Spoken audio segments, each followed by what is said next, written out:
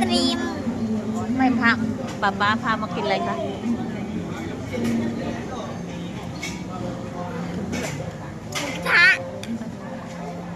หมูกระทะ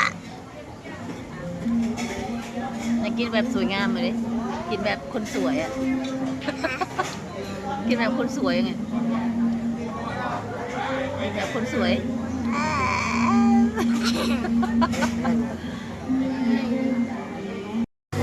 อ๋อหมหวานอ้าวเอาใหม่มาลองได้ไงเอาใหม่ดังจังลูกดังจังก่อนน้องก่อนมาจิบเยอะมาใหม่ เอา1 2 3